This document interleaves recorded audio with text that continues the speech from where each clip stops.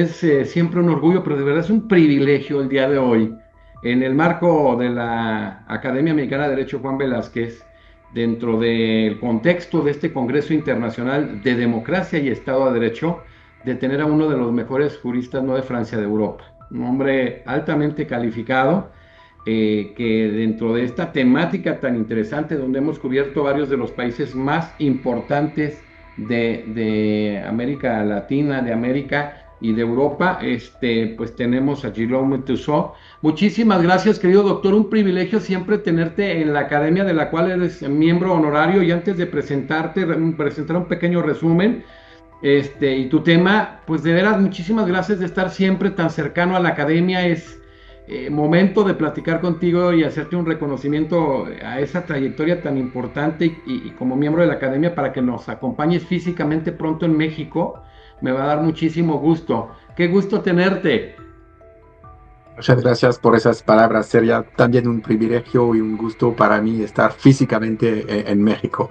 Primero Dios, vamos a estar muy, muy pronto en México, Guillaume. Bueno, el doctor Guillaume Tussaud es catedrático de Derecho Público en la Facultad de Derecho en el Instituto de Ciencias Políticas de París, en Francia, miembro del Instituto Universitario de Francia, ha sido miembro del Consejo Superior de la Magistratura de Francia, y entre otras muchas cosas, y miembro honorario de la Academia Mexicana de Derecho. La verdad que la temática que toma va a manejar es muy interesante, sobre todo en el contexto de lo que ha venido pasando a nivel global, no nada más en Europa. El tema es las jurisdicciones constitucionales y su contribución a la gobernanza liberal. Mi querido Guillaume, es tuya la palestra. Muchísimas gracias y bienvenido a la academia de la cual eres miembro honorario.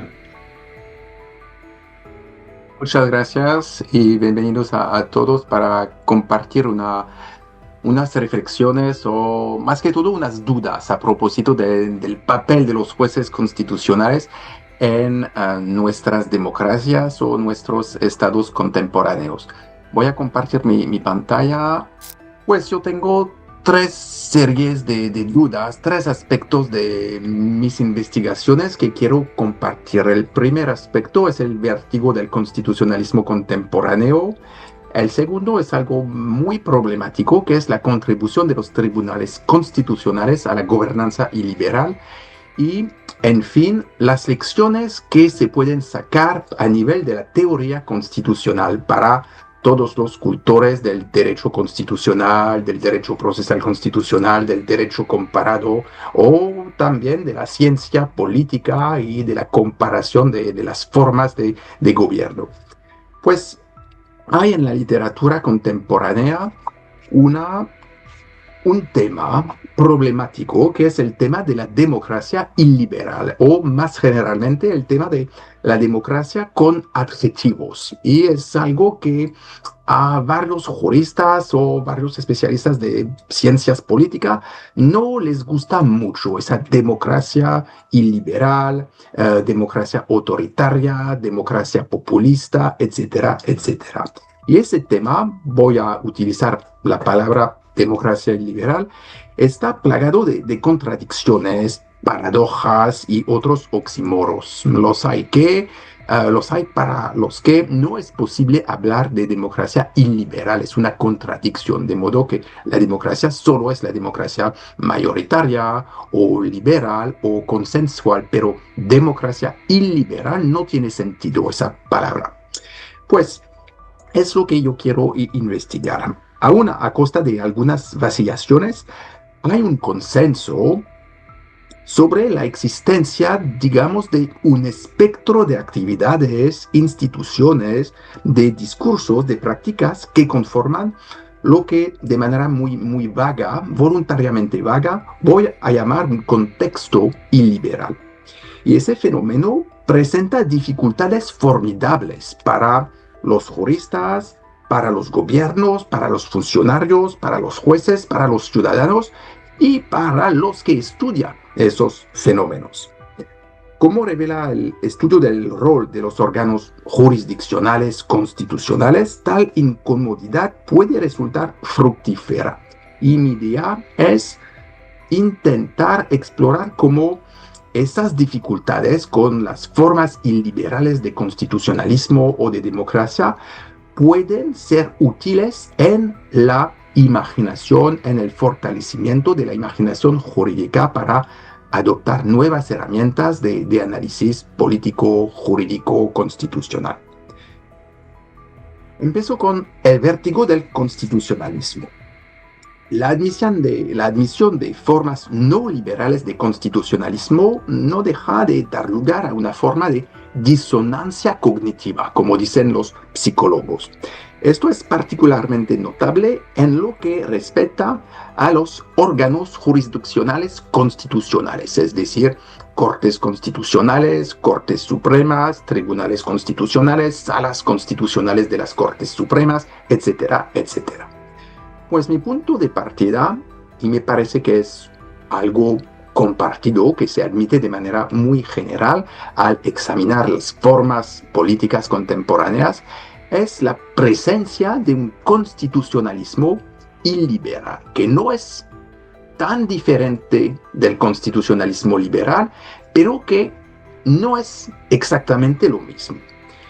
Generalmente el constitucionalismo se entiende como un medio para proclamar valores fundamentales, consagrándoles en un documento que goza de una protección especial, la Constitución entendida como ley suprema del país. Es la expresión que se encuentra en el artículo 6 de la Constitución de Estados Unidos.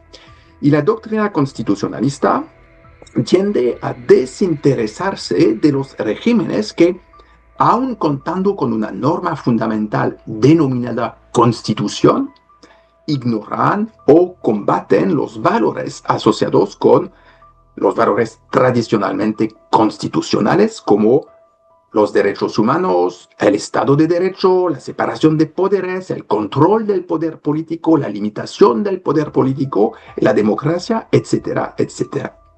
Desde el punto de vista científico, estudiar únicamente constituciones que Lowenstein ha presentado como constituciones nominales, que son ineficaces e hipócritas, supone simplemente una pérdida de tiempo para la doctrina jurídica. No es un objeto interesante, pertinente. Desde un punto de vista político y no científico, aparece que abordar un discurso de ese tipo, el discurso constitucional nominal y liberal, es, sin mayores precauciones, puede dar crédito a su seriedad y contribuir a legitimarlo como si fuera un objeto, como cualquier otro objeto del derecho constitucional, de la ciencia del derecho constitucional, de la ciencia política. Sin embargo, tengo dudas con esa posición muy difundida en la doctrina jurídica contemporánea. Sin embargo, no parece fácil pasar por alto lo que, si confiamos en los indicadores más sofisticados, representa casi la mitad de los estados del mundo. Es más, la tendencia a la instauración de ese tipo de regímenes iliberales parece ir aumentando. Solo el 6% de la población mundial vive en una democracia plena, si se fía en el índice del periódico The Economist. 74 de los 167 estados evaluados por la unidad de inteligencia, la Intelligence Unit de The Economist, obtienen una puntuación inferior a la puntuación del año anterior. De modo que aparece que hay una forma de dinámica del iliberalismo, de la regresión democrática.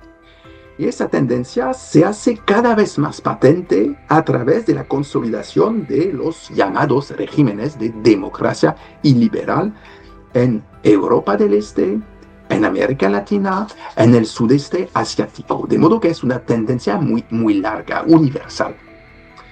Por ello, me parece que la hipótesis de lo que Max Weber denominó el pseudo-constitucionalismo puede resultar útil y quizás fructífera. Me parece que el hecho mismo de que la más absolutista, la más horrible de las dictaduras, considere oportuno, aún necesario, adoptar una constitución y el vocabulario del constitucionalismo, incluso de manera totalmente hipocrítica, merece ser entendido como parte integrante del objeto de la ciencia del derecho constitucional y de la ciencia política. No se puede ignorar en una disciplina que pretende dar cuenta de su propio objeto. Y en ese contexto, la función, el papel, la posición institucional de los órganos jurisdiccionales constitucionales es muy especial.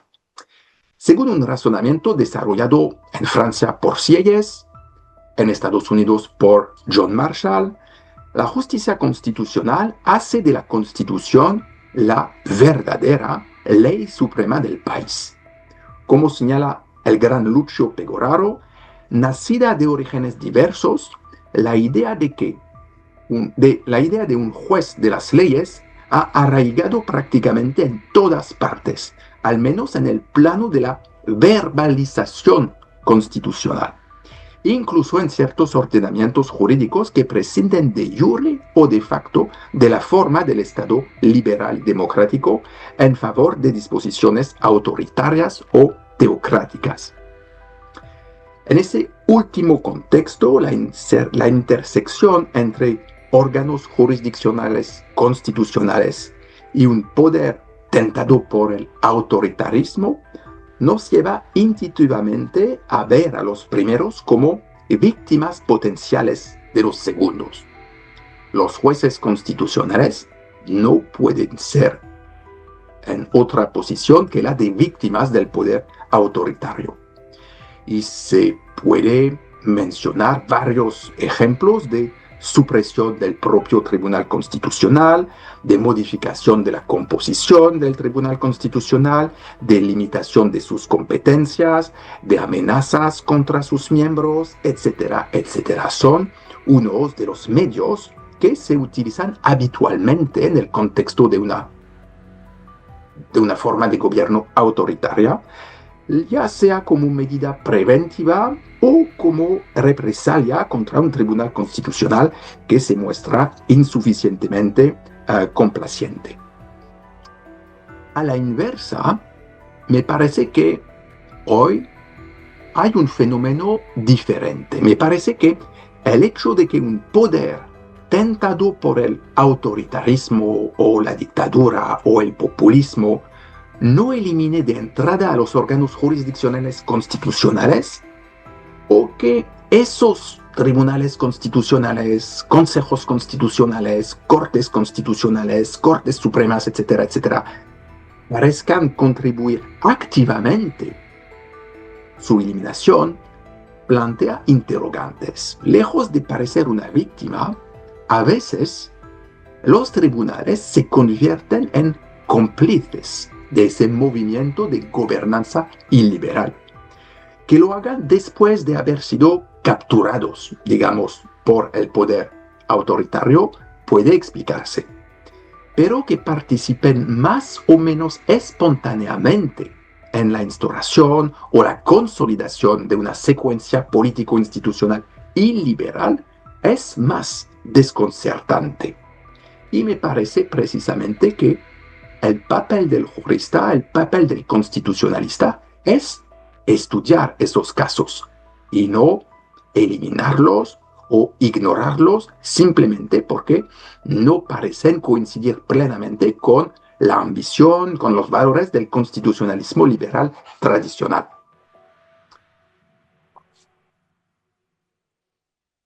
Pues quiero estudiar ahora de manera empírica la contribución o ejemplos de contribuciones de los tribunales constitucionales a la gobernanza iliberal. Esa selección de casos, de ejemplos en varios países del mundo ilustra a nivel macro diversas zonas geográficas y diversas etapas de consolidación del constitucionalismo liberal democrático, el constitucionalismo de la Revolución Americana, de la Revolución Francesa. A nivel mezzo, mis ejemplos abarcan una serie de cuestiones significativas para el funcionamiento de una sociedad política, una variedad de temas que tienen que estudiar, decidir los tribunales constitucionales. Y a nivel micro, mis ejemplos ponen en juego diversas formas de organización del control de constitucionalidad, así como diversos ámbitos de intervención de la justicia constitucional en varios modelos, si se quiere utilizar la palabra, que a mí no me gusta mucho, pero varios modelos de jurisdicción constitucional. Pues voy a estudiar 4 tipos de contribución de los tribunales a la gobernanza iliberal, con ejemplos empíricos. Primero, el golpe de Estado. Y mi caso es una decisión de la Corte Suprema de Pakistán, The State versus Dosso, en 1958. Es la contribución más evidente al iliberalismo. Es la admisión de su propio principio. Es decir, que aquí la Corte Suprema, el Tribunal Constitucional, acepta el golpe de Estado, es decir, la destrucción del ordenamiento jurídico del sistema político, democrático o liberal. En ese caso, el 7 de octubre de 1958, el presidente Mirza promulgó una proclamación por la que se derogaba la Constitución de 1956. Proclamación por la que además se destituía al gobierno central y a los gobiernos provinciales. Proclamación por la que adicionalmente se disolvían las asambleas nacional y las asambleas provinciales y se declaraba la ley marcial. La Laws Continuance in Force Order, una orden presidencial del 10 de octubre, 3 días después, mantuvo en vigor todas las leyes existentes, salvo la Constitución, y confirmó la jurisdicción de los tribunales existentes. Los recursos penales que debía examinar la Corte Suprema en ese caso impugnaban decisiones de tribunales superiores que invalidaban un reglamento por su incompatibilidad con el artículo 5 de la Constitución. Según el presidente de la Corte Suprema, Muhammad Munir, al haber desaparecido el ordenamiento jurídico de la Constitución de 1956 y al haberse mantenido en vigor la normativa ordinaria, no la constitucional, pero sí la ordinaria, las condenas dictadas sobre esa última base, en base de la ley ordinaria, tenían que ser confirmadas. En la opinión del presidente de la Corte Suprema, a veces sucede que una constitución y el ordenamiento jurídico nacional que se deriva de ella se rompen por un cambio político repentino que no está previsto en la Constitución. Un cambio es, en derecho, una revolución si anula la Constitución y si la anulación es efectiva. Y dice, utilizando de manera un poquito extraña a la teoría del derecho de Hans Kelsen, el presidente de la Corte Suprema, si la revolución es victoriosa, en el sentido de que los que entonces toman el poder pueden exigir con éxito a los habitantes del país que se ajusten al nuevo régimen, entonces la propia revolución se convierte en un hecho creador de derecho. Entonces su propia legalidad se juzga no por referencia a la Constitución anterior, abolida, sino por referencia a su propio éxito. Según ese principio, la validez de las leyes adoptadas posteriormente se aprecia por referencia a la nueva Constitución, la que resulta del golpe de Estado. Como el tribunal considera que se ha cumplido el criterio de la eficacia, abre la vía a una validación retroactiva pura y simple de los hechos del golpe de Estado, proporcionando una argumentación jurídica que va a ser utilizada por otros jueces en otros contextos para justificar otros golpes de Estado. En este caso, la contribución del Tribunal Constitucional a la gobernanza liberal es evidente. Simplemente permite la instauración del gobierno iliberal, considerando que la eficacia misma del poder autoritario o autocrático constituye un hecho constitucional creador de una nueva normativa, de un nuevo sistema jurídico. Segundo ejemplo, la renovación del mandato del jefe de Estado. Tengo dos casos, el de Burundi y el de Salvador. Frecuentemente, un régimen iliberal se apoya en la figura de un líder poderoso o todopoderoso.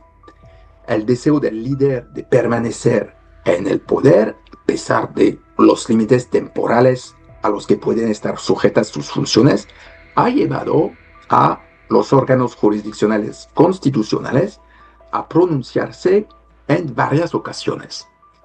Por ejemplo, en el caso de Burundi, el artículo 96 de la Constitución de 2005, adoptada en virtud de un acuerdo de Arusha, establece que el presidente de la República será elegido por sufragio universal directo para un mandato de 5 años, renovable solo una vez. Según otro artículo de la misma Constitución de 2005, excepcionalmente, el primer presidente de la República en el periodo posterior a la transición será elegido por la Asamblea Nacional y el Senado, reunidos en Congreso por mayoría de los 2/3 de sus miembros, en vez de una elección directa por el pueblo. Pues, la situación era la siguiente. Tras ser elegido sucesivamente en 2000 y en 2005, Pierre Nkurunziza pretendía presentarse de nuevo a la elección. Tras fracasar en 2014 un intento de revisión de la Constitución, su partido le propuso, no obstante, para las elecciones del 2015. En un contexto de manifestaciones hostiles, 14 senadores del partido del presidente recurrieron a la Corte Constitucional para que se pronunciara sobre una interpretación auténtica de la Constitución. En su decisión del 5 de mayo de 2015, la Corte aceptó el planteamiento del presidente y sostuvo que el límite de 2 mandatos, establecido en el artículo 96 que he mencionado, solo se aplica a los mandatos obtenidos por sufragio universal directo. Es decir, que no se aplica al primer mandato obtenido con una elección al sufragio indirecto por el Congreso.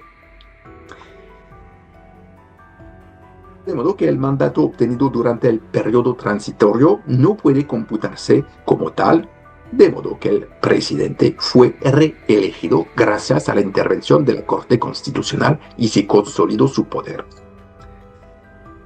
En el segundo caso, en Salvador, tras la destitución de todos los magistrados de la Corte Suprema de Justicia, el 1 de mayo de 2021, la Sala de lo Constitucional de ese tribunal, de esa Corte, integrada por sus sucesores, se mostró favorable a la agenda del jefe de Estado. En una decisión del 3 de septiembre de 2021. A pesar de que un artículo de la Constitución prohíbe a un presidente presentarse inmediatamente a la reelección y de otros artículos que prohíben la revisión constitucional en ese sentido, como se sabe, artículos que fueron modificados recientemente después de ese caso, el tribunal permitió la renovación del presidente en nombre de la soberanía popular. Anteriormente, en una sentencia de 2014, el mismo tribunal había considerado que la reelección no era permitida. Por tanto, el tribunal ha cambiado su análisis después de haber cambiado su composición. Y en ese caso, permitió la renovación del mandato del jefe de Estado, a pesar de lo que, según el escrito constitucional, no parecía posible. Pues es la segunda contribución a la gobernanza illiberal. Tercera contribución, que se puede ilustrar con decisiones de la Corte Constitucional de Tailandia y decisiones de la Sala Constitucional del Tribunal Supremo de Justicia de Venezuela. A veces los tribunales constitucionales permiten la marginación de los rivales de los que tienen el poder de los autócratas. Se puede lograr la limitación de la competencia política susceptible de obstaculizar la dinámica illiberal, excluyendo a determinadas formaciones políticas. Muchas constituciones encomiendan al Tribunal Constitucional la tarea de velar por el respeto de los valores consagrados por los constituyentes. Es una herramienta de otra creación, otra invención de Lowenstein, la democracia militante. Pero esa herramienta de la democracia militante puede ser explotada por un gobierno illiberal. Por ejemplo, en Tailandia se ha desarrollado una alianza objetiva entre la Corte Constitucional por un lado y la élite monárquica conservadora por el otro. Entre 2008 y 2014, por ejemplo, la Corte Constitucional destituyó a 3 primeros ministros, disolvió varios partidos políticos importantes, prohibió la actividad política a figuras destacadas de la oposición, por supuesto, y anuló 2 elecciones generales, facilitando siempre la intervención del ejército en los asuntos políticos. Regido ahora por la Ley Orgánica de Partidos Políticos, su poder para controlar los partidos políticos permitió a la Corte Constitucional disolver el partido Thai Rak Sat Chart en marzo de 2019 por haber propuesto a la hermana del rey como candidata al puesto de primer ministro, en violación del papel tradicional de la monarquía. En 2020 ordenó la misma Corte Constitucional la disolución del partido Nuevo Futuro, que era el partido más importante de la oposición y muy popular entre los votantes jóvenes, alegando que su fundador había concedido un préstamo al partido en violación de otros artículos de la ley. Más allá de excluir a determinados partidos políticos de la participación de la competición electoral, otra estrategia, la de la Sala Constitucional del Tribunal Supremo de Venezuela, consiste en asegurarse que sean capturadas esas otras fuerzas políticas de oposición por las fuerzas políticas del oficialismo. En la sentencia 71 de 2020, la Sala Constitucional del Tribunal Supremo estimó un recurso de amparo presentado por miembros del partido Acción Democrática contra la dirección del partido. Tras considerar que se habían violado sus derechos constitucionales de los miembros recurrentes, el tribunal suspendió a la dirección del partido y sustituyó esa dirección por un comité directivo ad hoc, nombrando a su presidente y concediendo a ese presidente y a la nueva junta directiva del partido el derecho exclusivo a utilizar el nombre y los recursos y los símbolos del partido para las elecciones. Decisiones similares adoptadas en los días siguientes contra otros grupos políticos suscitaron considerables críticas. Emitidas a petición de los disidentes de los partidos en cuestión, se acusa a esas medidas de permitir al Tribunal Supremo destituir a los dirigentes de movimientos de oposición y sustituirlos por direcciones ad hoc que el tribunal mismo selecciona. Estas nuevas direcciones más próximas, parece a Nicolás Maduro, aceptarían participar en las elecciones de 2020 y actuaron como competidores a medida de las fuerzas leales al régimen, legitimando de ese modo el escrutinio al darle un barniz de pluralismo. Eso es otra contribución de una jurisdicción constitucional a la gobernanza iliberal. Mi cuarto ejemplo es relacionado con las antinomias normativas. Y tengo dos ejemplos, uno de la Corte Constitucional de Turquía y otro de la Corte Constitucional de Hungría. Como se sabe, una de las principales tareas de los órganos jurisdiccionales constitucionales es revisar la constitucionalidad de las normas y en especial de las leyes. Y en diversos grados esa actividad ofrece un medio de apoyo a los planteamientos de un poder iliberal. Como mínimo, muy sencillamente, es posible que los tribunales, caso por caso, rehacen en cuanto al fondo los argumentos de los demandantes que rechacen los argumentos de los demandantes que cuestionan la validez de las actuaciones de las autoridades autoritarias. Con mayor intensidad, es posible facilitar el ejercicio de esa facultad adoptando doctrinas sistémicas en relación con el alcance del parámetro de revisión constitucional, por ejemplo, reduciendo el parámetro, considerando, por ejemplo, que unas provisiones constitucionales no son normativas, no son directamente aplicables, son simplemente directivas o declaraciones políticas de intención, principios vagos, pero que no se pueden utilizar en una decisión jurisdiccional propiamente dicha. Se puede también reducir el objeto del control de constitucionalidad, reduciéndolo mediante, por ejemplo, una doctrina muy expandida de las cuestiones políticas.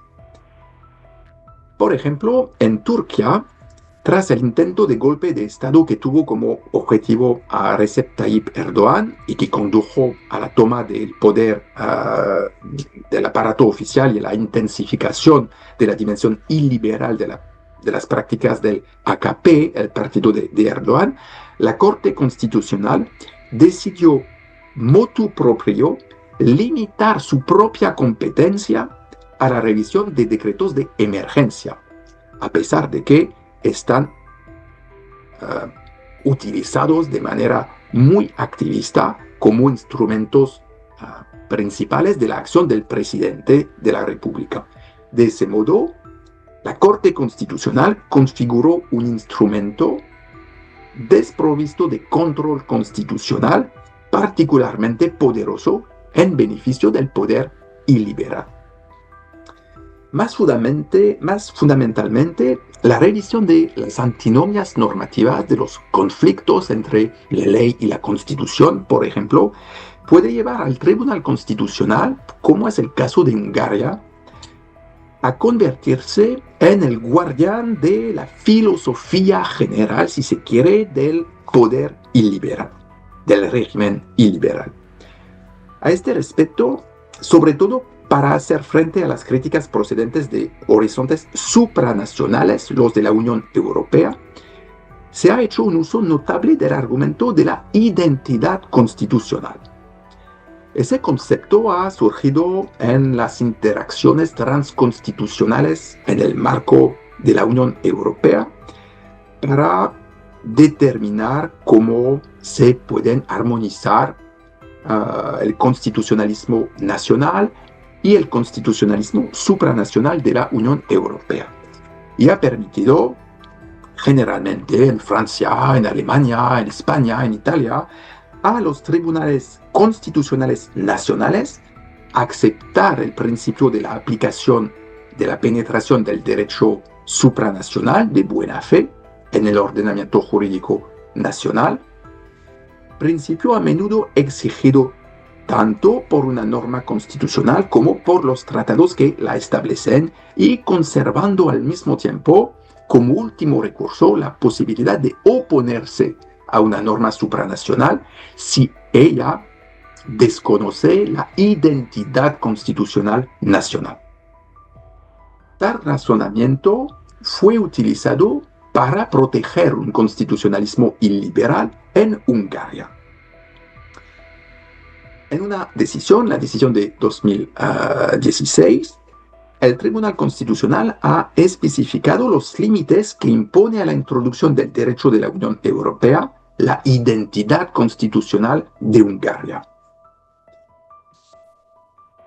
En ese caso, el Tribunal Constitucional decidió que se interpreta el concepto de identidad constitucional como la identidad propia de Hungría, desarrolla el contenido de dicho concepto caso por caso sobre la base de la ley fundamental, que es la apelación oficial de la Constitución en ese país, en su conjunto y de algunas de sus disposiciones de conformidad con el juramento nacional y los logros de nuestra Constitución histórica. La identidad constitucional propia de Hungría no es una lista de valores estáticos y cerrados. Sin embargo, se pueden destacar algunos de sus componentes importantes: las libertades, la separación de poderes, la república como forma de gobierno, el respeto de las autonomías de derecho público, la libertad religiosa, el ejercicio de la autoridad legítima, el parlamentarismo, la igualdad de derechos, el reconocimiento del poder judicial, etcétera, etcétera. Y concluye el Tribunal Constitucional con esa frase: la Corte Constitucional establece que la identidad constitucional propia del país es un valor fundamental que no es creado por la ley fundamental, sino simplemente reconocido por ella. En consecuencia, la identidad constitucional no puede ser anulada por medio de un tratado internacional. Y es la razón por la que opone un obstáculo a la penetración, a la introducción del derecho de la Unión Europea. Hungría solo puede ser privada de su identidad constitucional a través de la pérdida definitiva de su soberanía, de su estatus como Estado independiente. Por lo tanto, la protección de la identidad constitucional seguirá siendo el deber de la Corte Constitucional mientras Hungría sea un Estado soberano. Y el resultado fue un poder inmenso de control por parte de la Corte Constitucional Nacional de las decisiones de los órganos constitucionales supranacionales. Y eso me permite concluir con mis 4 ejemplos. Esa línea de razonamiento muestra que el círculo puede cerrarse. Al validar una toma de poder con un golpe de Estado, un tribunal constitucional iliberal puede, entonces, tras haberse asegurado de que las instituciones dominantes de la coalición iliberal permanezcan en el poder, eliminando a los rivales o oponentes, convertirse en el guardián de la nueva constitucionalidad iliberal, del nuevo espíritu de las instituciones iliberales resultante. Pues se ve que hay una contribución, una serie de contribuciones que tienen varios aspectos, que dependen de varias técnicas y en una multiplicidad de países. ¿Cuál puede ser la reacción de la teoría constitucional? ¿Cuáles pueden ser las lecciones para la teoría constitucional, para la doctrina jurídica?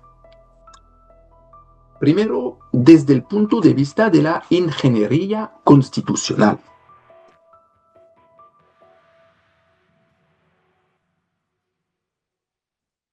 Dada la complicidad de los órganos jurisdiccionales constitucionales con un gobierno iliberal, sería comprensible acusar a los miembros de esas cortes, de los países que he mencionado, de traicionar su vocación.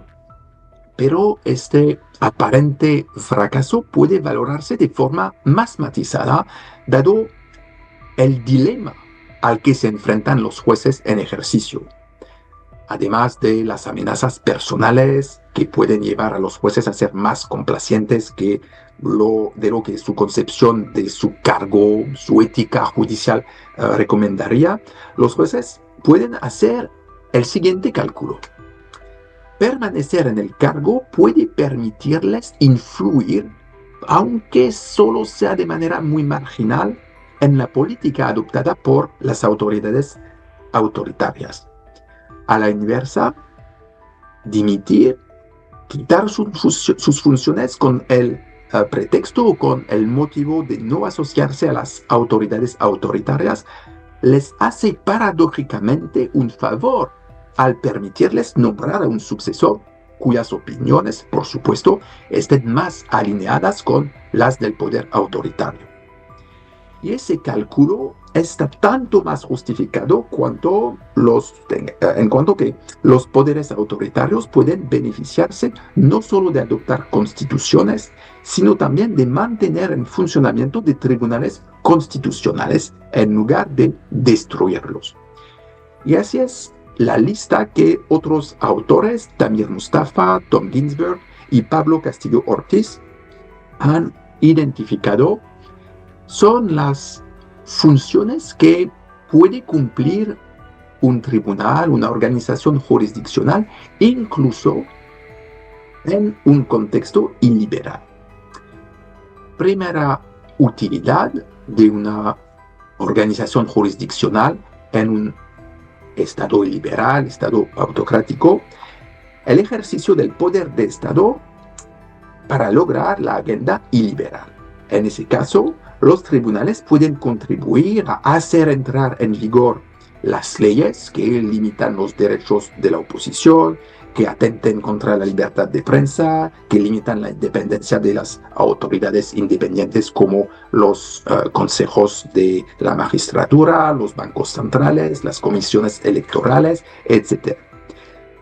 También, segunda función, es posible que la Corte Constitucional pueda no validar las nuevas normas iliberales, sino también ayudar al gobierno iliberal anulando las normas anteriores del constitucionalismo liberal.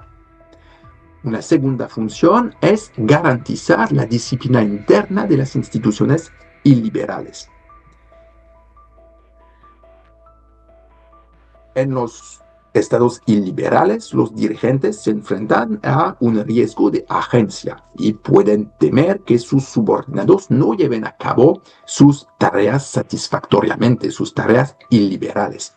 Los tribunales, pues, pueden garantizar la correcta aplicación de las normas autoritarias. También permite al poder autoritario supremo identificar a través de los litigios quién obedece, quién no obedece, pues garantiza la disciplina interna de toda la gobernanza iliberal. Una tercera función que fue manifestada, por ejemplo, en el caso de Chile, fue uno de los papeles del Tribunal Constitucional creado por la Constitución de 1980, fue mantener la cohesión de la coalición iliberal. Es posible que haya tensiones entre los miembros o los corrientes de la coalición iliberal. Fue el caso, por ejemplo, según el estudio de Barros, por ejemplo, en Chile. Y una de las funciones del tribunal fue mantener la cohesión de todo ese grupo. Una cuarta función es facilitar el funcionamiento del mercado, garantizando las inversiones extranjeras, protegiendo el derecho de propiedad, protegiendo el respeto a los contratos. Una quinta función consiste en contener las instituciones que rivalizan con las del poder iliberal, es lo que hemos visto anteriormente. Una sexta función permite al poder iliberal delegar unas funciones, unas decisiones a los tribunales. Por ejemplo, puede ser difícil para el poder iliberal anular destruir toda una reglamentación liberal. Pero si los jueces lo hacen con una argumentación constitucional, puede parecer más convincente. Y eso permite al poder liberal delegar ese tipo de función a los jueces. Finalmente, no se puede desconocer la fuerza simbólica del derecho.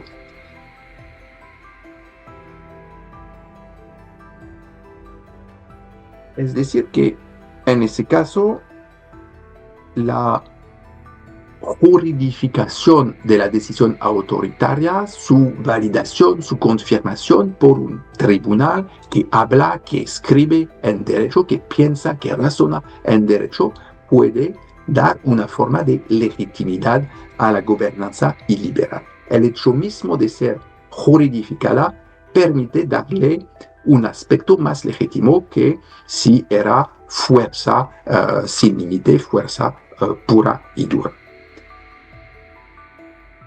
Segundo aspecto, segunda contribución o segunda lección para la teoría constitucional cuando decide enfrentarse con ese tema de la gobernanza liberal, el punto de vista de la cultura constitucional, no solamente la ingeniería, la técnica constitucional, sino el diseño de las instituciones, sino de manera más difundida, pero quizá más fundamental, el punto de vista de la cultura constitucional. Me parece que la incomodidad que despierta la satisfacción, la sofisticación institucional del constitucionalismo iliberal es posiblemente un signo de la bancarrota del legalismo subyacente. El autoritarismo contemporáneo no es un autoritarismo que mata simplemente, que destruye simplemente, que pone sus enemigos o sus competidores en la cárcel. Es un autoritarismo mucho más sofisticado que utiliza el derecho. Pues desde el punto de vista del estudio del constitucionalismo, me parece que es necesario tomar en cuenta el derecho constitucional, todo el derecho constitucional en serio. Es decir, no solamente el derecho constitucional de las democracias, de los estados liberales, de los estados pluralistas, sino también tomar en serio el derecho de los estados autoritarios, porque se debe entender, si se quiere combatir ese derecho constitucional autoritario, no se puede ignorar, sino que se debe estudiar con los instrumentos del pensamiento jurídico tradicional, porque el objeto, las herramientas utilizadas por el autoritarismo son las herramientas tradicionales de los juristas. Tomar el derecho en serio es precisamente la actitud de los regímenes iliberales autoritarios de hoy, que se organizan tomando prestada toda la panoplia de la gramática constitucionalista para formalizar el poder político.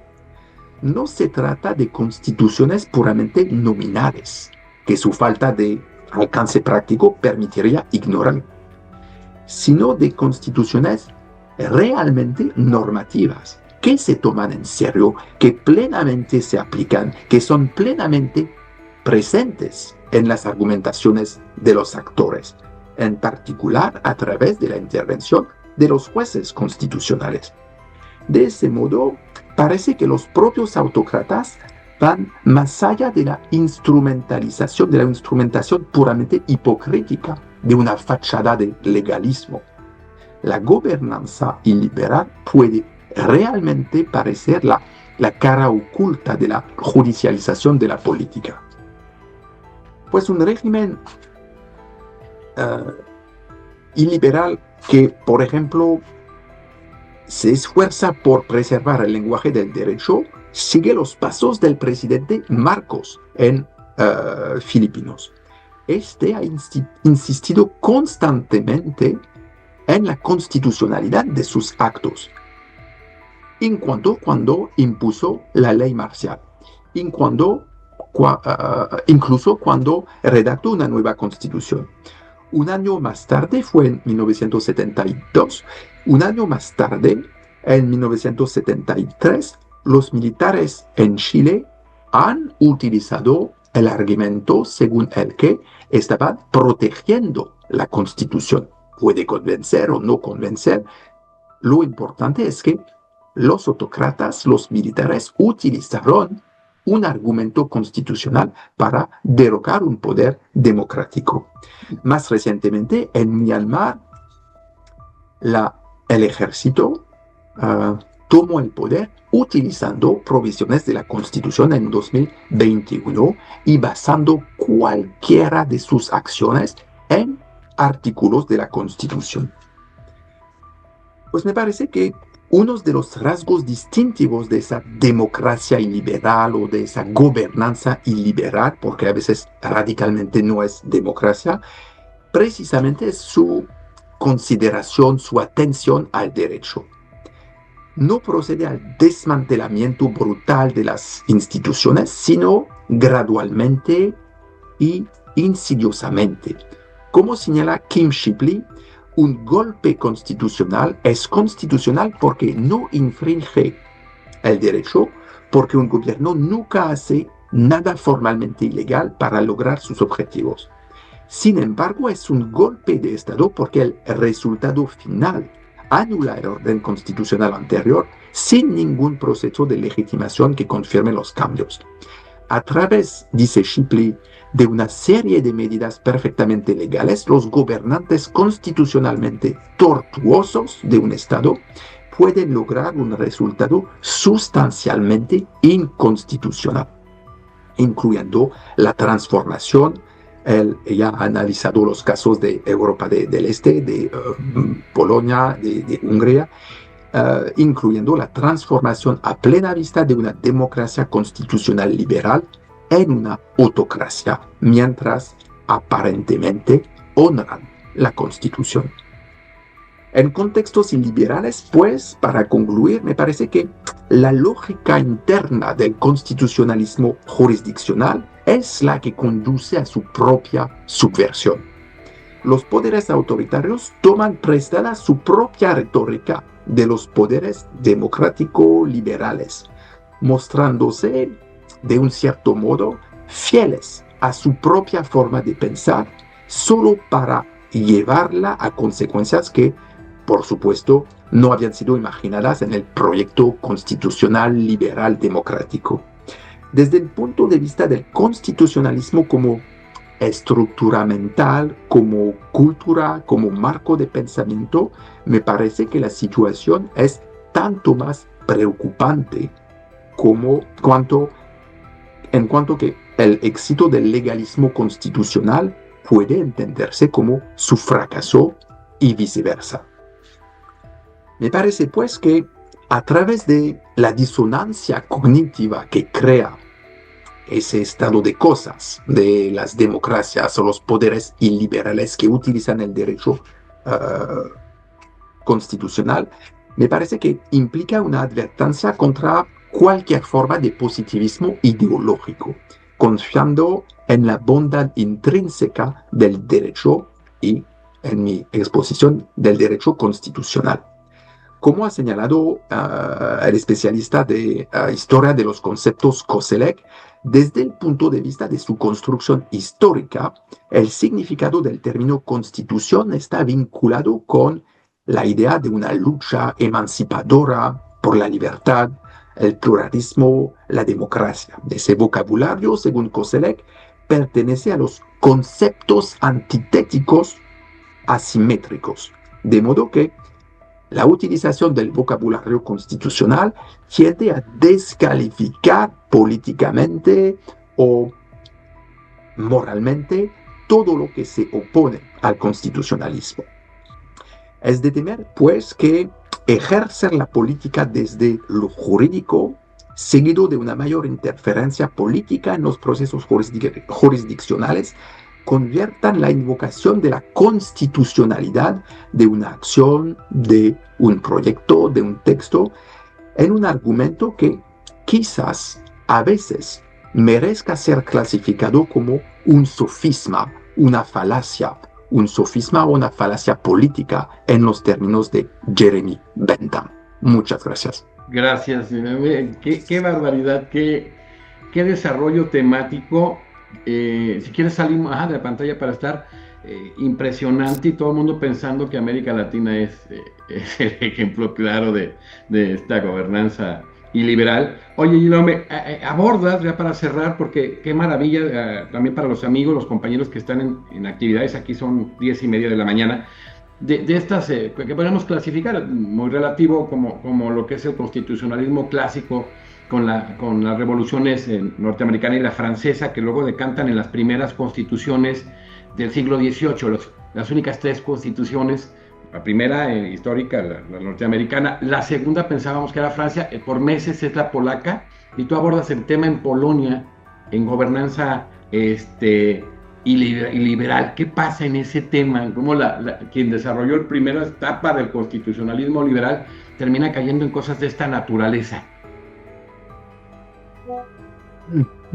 En Polonia hay algo interesante que sucede desde el cambio de poder, es decir, desde que regresaron al poder las fuerzas políticas liberales y no las iliberales, porque están en una situación problemática y paradójica, porque utilizando las herramientas del constitucionalismo, de la ley, de la construcción de instituciones, el poder iliberal ha cambiado el Tribunal Constitucional, ha cambiado todo el Poder Judicial, ha cambiado el Consejo de la Magistratura, ha cambiado todo.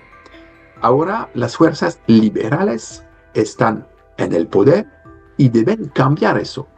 Y la pregunta mayor es si es posible para las fuerzas políticas liberales, para conseguir que de nuevo las instituciones sean liberales, pluralistas, democráticas, pueden utilizar las herramientas iliberales que condujeron a la situación actual. Pues cada vez hay una forma de distorsión entre la técnica que se utiliza, los medios y los fines. Excelente. Hablabas de esta teoría de clasificación de Karl Lowenstein, interesantísima, y abordamos pues el ideal de las normativas y la realidad de las nominales. En muchos de los países se cae a constituciones netamente semánticas, Guillaume. No he entendido bien la pregunta. Ya ves que la clasificación que hace Lowenstein, constituciones normativas nominales y las semánticas, pues en muchos de los países en América Latina, en otras partes del mundo, están adoptando constituciones netamente semánticas. Sí, pero me parece que precisamente lo interesante para estudiar los que estudian el derecho, y lo preocupante para los que viven en esos países, es que no se puede decir que una constitución de un Estado iliberal o autocrático de hoy son puramente constitucionales nominales que se ignoran, que no tienen ninguna importancia. Me parece que lo que es nuevo en el autoritarismo contemporáneo es que se ha entendido el poder del derecho para organizar la vida colectiva, para fortalecer el poder político, para eliminar a la oposición, de modo que las constituciones son constituciones que realmente sirven en las argumentaciones de los actores, realmente son puntos de referencia para aumentar el poder iliberal. De modo que la atención prestada al derecho me parece ser una de las características mayores del autoritarismo contemporáneo. Excelente. Abordaste desde más allá de Kelsen a Sieyes, que sentó las bases en este tema tan importante de limitar a través de tribunales constitucionales, jurados constitucionales, le llamaba precisamente los excesos del poder legislativo, y en estas, sobre todo gobernanza iliberal, que no es una sociedad netamente abierta y muchas veces pues, no se conocen ni siquiera las funciones por parte de la población, ha habido ministros de corte, vamos a hablar cortes formales, materiales, cortes constitucionales, cortes supremas o salas constitucionales, que dicen que no es lógico y que no van a tocar los actos del poder legislativo. ¿En dónde están hoy ubicadas precisamente este tema de la jurisdicción constitucional ante esas negativas a resolver esas tensiones constitucionalismo-democracia? Ajá. Es una cuestión muy larga, es la cuestión casi la esencia de la dificultad del constitucionalismo contemporáneo y a qué punto limitar el poder político, que puede ser el poder del autócrata, pero también puede ser el poder del pueblo, es compatible o no con la democracia. Hay corrientes en la teoría política y también defendidos por parte de los actores políticos que consideran que el pueblo es uh, la única entidad política que merece dirigir, la única legítima, de modo que cuando el pueblo con una decisión mayoritaria decide algo, cualquier obstáculo es ilegítimo. En ese caso, el constitucionalismo mismo, la idea, por ejemplo, de una jurisdicción constitucional o aún más básicamente la idea de la rigidez constitucional, está presentada como un obstáculo ilegítimo a la voluntad mayoritaria del pueblo de hoy. Y eso es lo que se criticaba, por ejemplo, lo que Jefferson criticaba cuando él argumentaba a favor de una constitución de Estados Unidos más flexible que se pudiera revisar casi todos los 19 o todos los 20 años para asegurar que cada generación mayoritariamente aprobaba la constitución. Pues esa tensión es una tensión que me parece intrínseca al constitucionalismo liberal democrático que ha aparecido en el siglo XVIII. Perfecto, ya vamos a cerrar.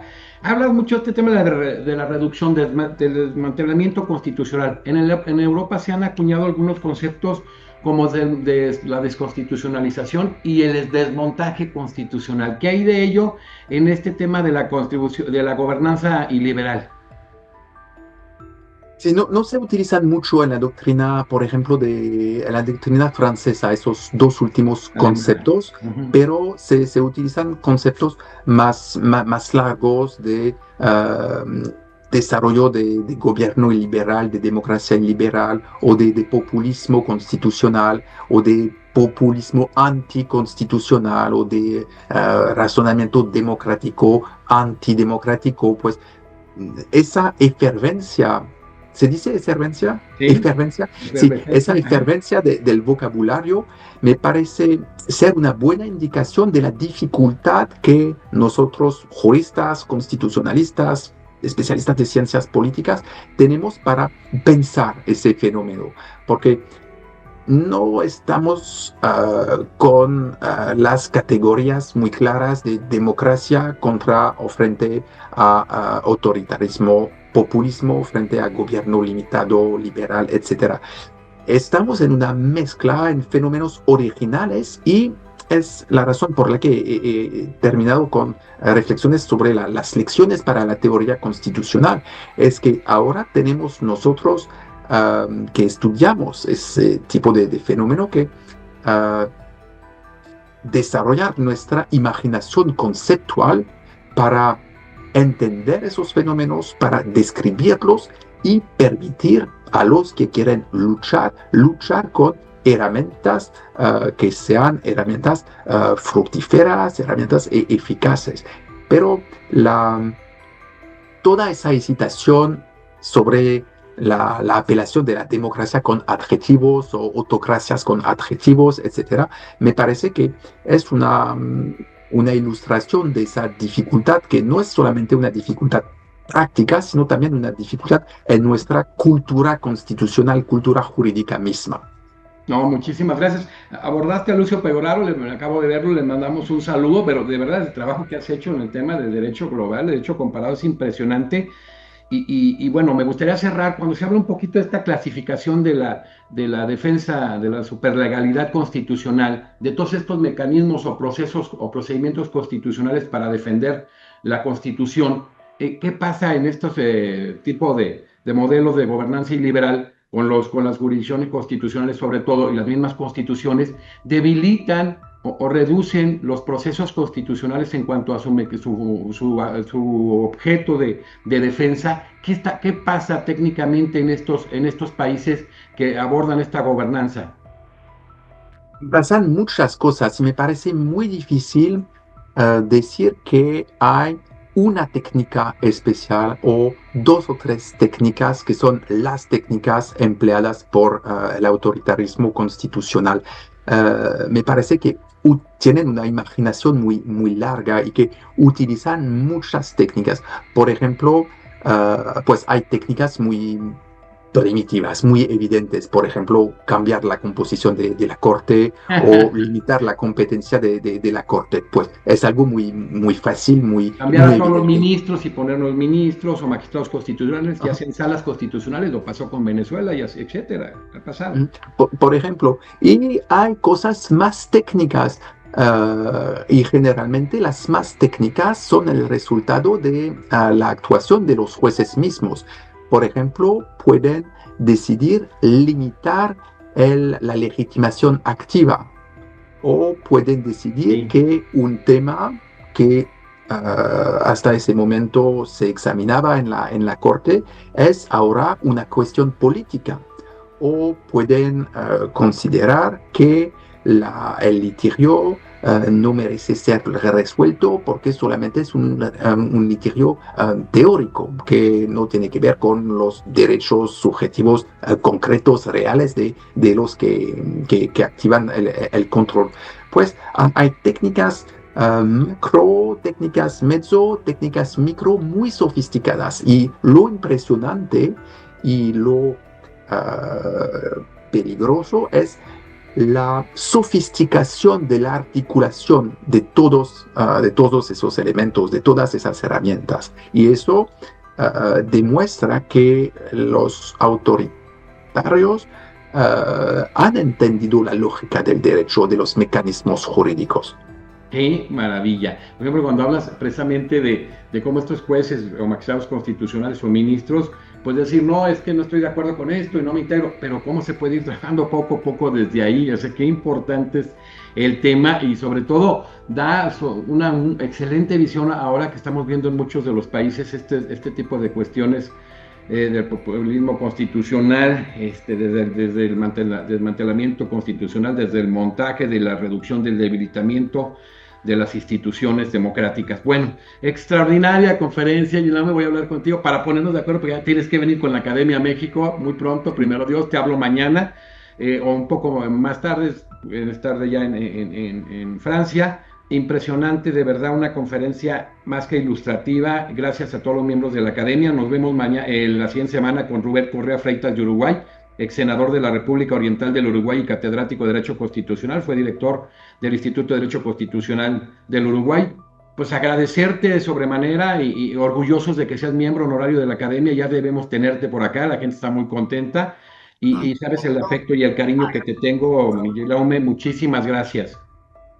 Muchísimas gracias a ti y a todos los compañeros que están aquí. Y qué español tan claro, impresionante, ¿eh? ¿Verdad? Tan claro. Bueno, despedimos hoy al doctor Guillaume Tussaud, extraordinario jurista de catedrático de Derecho Público de la Facultad de Derechos del Instituto de Ciencias Políticas de París, que, bueno, tengo mucho cariño porque ahí estudió una parte mi hija Gema también, miembro del Instituto del Consejo Superior de la Magistratura de Francia, del Instituto Universitario de Francia, impresionante trayectoria, miembro honorario de la Academia Mexicana de Derecho, que hoy disertó con el tema las jurisdicciones constitucionales y su contribución a la gobernanza iliberal. Impresionante. Muchísimas gracias, Gilaume, y yo creo que esta conferencia va a estar en Europa, pero en gran parte también de América Latina, y yo creo que va a generar muchísimas inquietudes. Gracias, amigo querido.